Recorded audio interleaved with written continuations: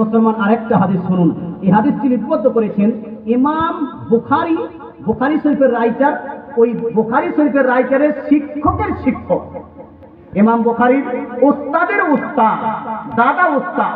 তো ছোট আলিম না বড় আলিম জি? হ্যাঁ, ইমাম বুখারীর দাদা উস্তাদ, বড় আলিম না ছোট আলিম? বড় আলিম। তিনি একটি হাদিসের কিতাব লিপিবদ্ধ করেছেন। কিতাবটির নাম হলো মুসান্নাফ আব্দুর রাজ্জাক। মুসান্নাফ আব্দুর রাজ্জাক জিল নাম্বার 4 পেজ নাম্বার 339 এর মধ্যে হাদিসটি লিপিবদ্ধ আছে।